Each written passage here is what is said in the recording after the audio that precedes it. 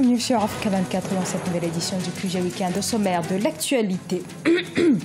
Le gouvernement tchadien rejette formellement un rapport de l'ONU accusant des soldats tchadiens d'exactions contre des civils en Centrafrique entre 2013 et 2014. Le Tchad parle désormais de diffamation.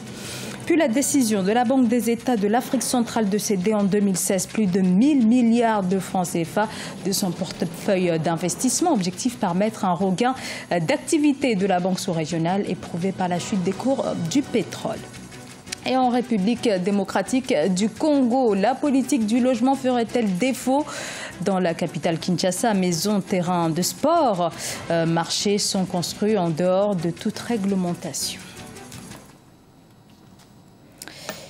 Mais tout d'abord, le sommet de la communauté des États d'Afrique de l'Ouest qui se poursuit ce samedi 4 juin à Monrovia au Libéria. Les chefs d'État sont présents. La CEDEAO, qui regroupe 15 pays, devrait examiner la candidature du Maroc malgré la décision du roi Mohamed VI de ne plus participer à ce sommet comme cela était prévu. Et du côté justement de la diplomatie marocaine, celle-ci serait pleinement mobilisée pour défendre la demande d'intégration du royaume au sein de l'organisation ouest-africaine.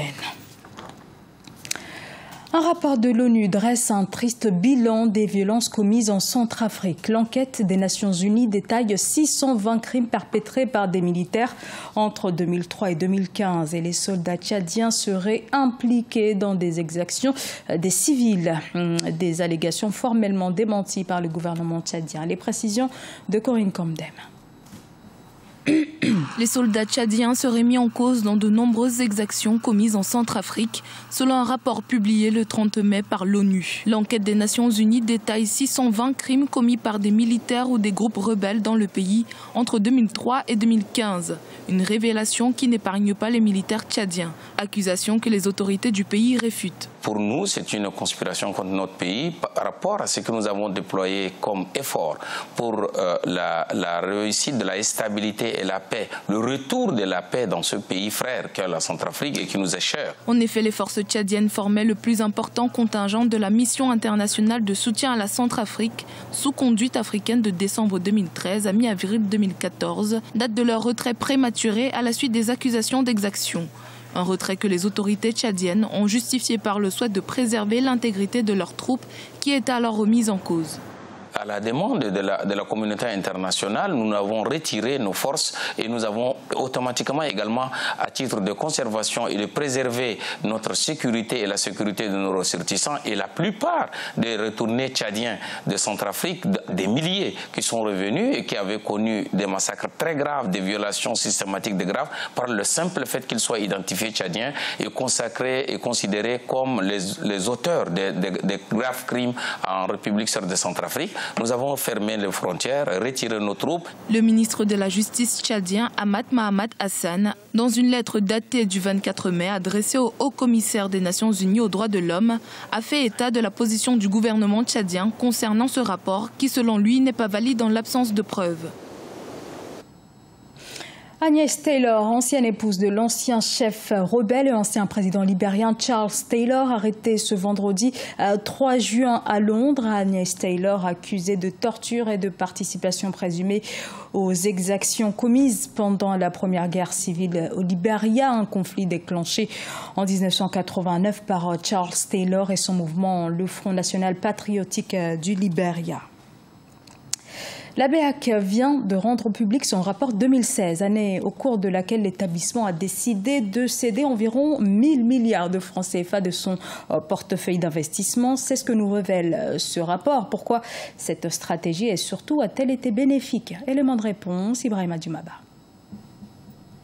Dans son rapport annuel 2016, la Banque des États de l'Afrique centrale a annoncé la cession de plus de 1000 milliards de francs CFA de son portefeuille d'investissement. Cette cession a été effectuée à 3 reprises. Ces cessions partielles ont généré au total une plus-value de 230,65 milliards de francs CFA. La Banque centrale, c'est d'abord une entité économique. elle peut parfaitement, avec des bons placements, réaliser d'importants bénéfices, alors que les économies sur lesquelles elle repose ont des difficultés. Le 29 juin 2016, la BEAC a cédé 380,65 milliards de francs CFA. Au 30 août 2016, c'était un montant nominal de 475,5 milliards de francs CFA qui avait fait l'objet de cessions. Le 2 décembre 2016, la dernière cession partielle avait porté sur la somme de 475,5 milliards de francs CFA. La valeur nominale du portefeuille d'investissement de la BEAC à la fin de l'année 2016 est passée de 1488 milliards de francs CFA à 1304 milliards de francs CFA.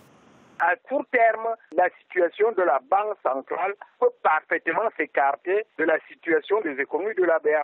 Évidemment, à long terme, ça va rattraper la BEA. Les opérations de cession du portefeuille d'investissement ont été décidées par le comité de stratégie de la salle des marchés. Ceci dans l'optique d'être conforme à l'exigence de la quotité obligataire de 50% des avoirs extérieurs nets de la BEAC, déposés en compte d'opération. Au total, la cession du portefeuille a généré une plus-value de 230,65 milliards de francs CFA.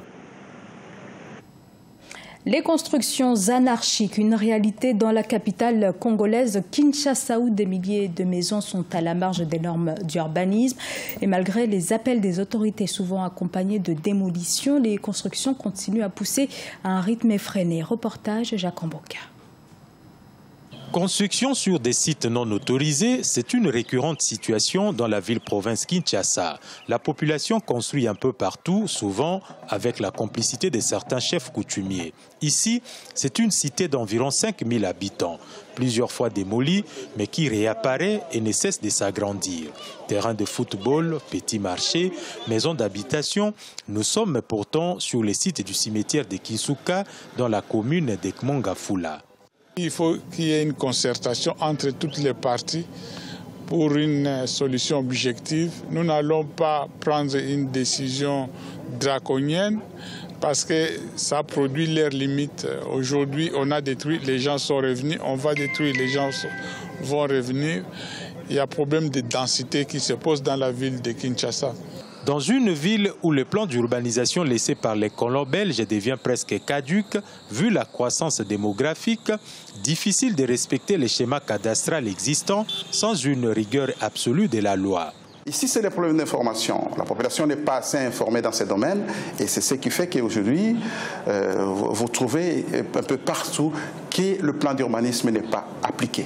Dans cette situation, les chefs coutumiers sont généralement pointés du doigt. Se réclamant toujours propriétaires des terres, l'achat de plusieurs espaces vendus dans la capitale sont facilités par ces derniers. Le nouveau ministre des Affaires foncières, qui est descendu ce jeudi 1er juin 2017 sur 2 sites à problème, a manifesté la volonté du nouveau gouvernement de trouver une solution à cette situation.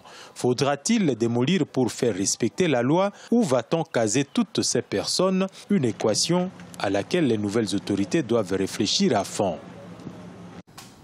Ce journal a été réalisé par l'ensemble de la rédaction. Merci à vous de l'avoir suivi. Dans un instant, une nouvelle édition de l'actualité sur Africa 24.